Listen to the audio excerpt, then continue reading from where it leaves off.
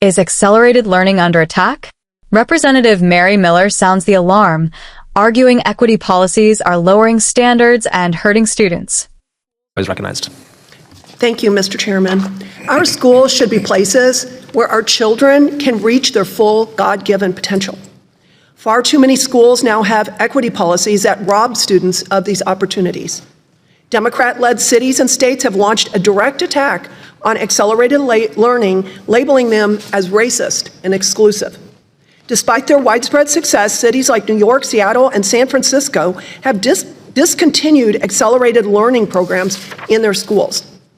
Additionally, New York City Mayor Zoran Mamdani, former Mayor Bill de Blasio, have actively gone after high-performing charter schools, accusing them of siphoning resources away from public schools. Furthermore, cities like Portland and San Diego have encouraged teachers to ignore unsubmitted assignments and offer unlimited retakes. I don't know how that is keeping the standard high or promoting academic rigor. Parents want more gifted learning choices for their children, but DEI policies are harming the very kids they were intended to help. Families that can afford to will send their children to private schools, including Democrat representatives, and there is a significant number of them today and in the past that have advocated against school choice, but yet they send their own children to private schools. Disadvantaged children are stuck in a failing system, and I will say that the most racist thing going on in our country is forcing inner city disadvantaged Black and brown children to have to stay in failing schools that have been failing for decades.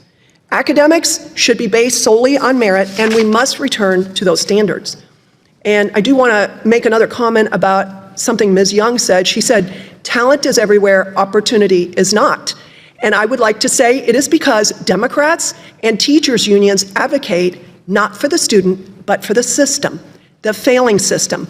And eliminating accelerated learning programs will make the system more of a failure. So my question for Mr. Runco, education is a state and local issue, but Congress has control of federal funding. What are some ways that Congress can address equity policies and stop Democrat mayors from discriminating against charter schools? Thank you for the question. I think a couple ways come to mind. One, when an equity policy goes into the realm of being discriminatory, the Department of Education can investigate and withhold funds if needed. For example, my organization recently filed a complaint against Los Angeles Unified, which the Department of Education is investigating over their Black Student Achievement Plan, which is excluding students based on race. Another way is to prioritize charter school program funds for cities that are actually prioritizing charter schools. I'd say if a mayor of a city is anti-charter school, it would make sense maybe not to prioritize them for hamstringing charter schools and then funding them for the hamstringing. Thank you. My next question is to Ms. Chin. In your written testimony, you mentioned how many other countries are outperforming the United States academically. What policies foster this, and how can the U.S. emulate them? How they achieve it is by focus on academics, first of all. You don't have equity policies, you don't have equity grading. You have assessments, you have high standards. You have that kind of necessity not to have low expectations. This bigotry of low expectations is extremely, extremely racist. When we just assume that certain people cannot perform, no, that's not what we're trying to do. We're trying to say that to be competitive, we have to have these qualities, to be very, very careful about the academics first. What are schools about? And then later, you do have, in all of these countries that succeed, a focus on the students by their abilities and their levels, because you cannot teach properly. This is a burden on our teachers to teach properly for each cohort, for the peers to excel. And I would like to add that we should not be wasting time, precious classroom time, hypersexualizing our children. And with that, I will yield back. Representative Hayes of Connecticut is recognized. Thank you.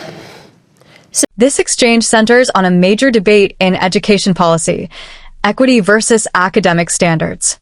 Representative Mary Miller takes a firm stance, arguing that efforts to promote equity are unintentionally lowering expectations and limiting opportunities for high-achieving students.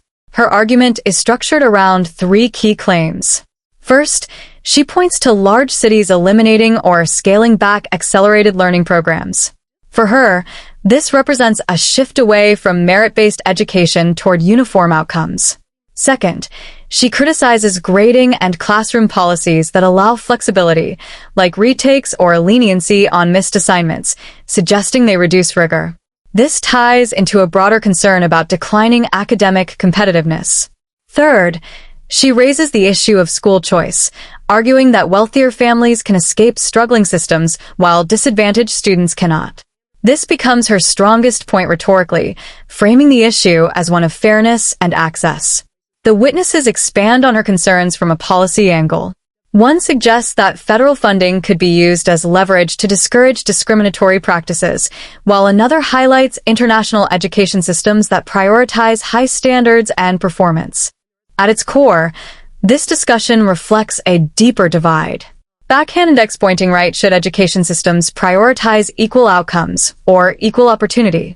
Backhand index pointing right, and how do you raise standards without leaving students behind? Miller clearly falls on the side of merit, rigor, and school choice, while criticizing what she sees as unintended consequences of equity-focused reforms. Representative Mary Miller argues that equity policies in education are lowering academic standards and limiting opportunities for students. She points to cities removing accelerated programs, relaxed grading policies, and resistance to charter schools as signs of a system prioritizing outcomes over excellence. Her core message: education should be based on merit, high standards, and real opportunity, not lowered expectations.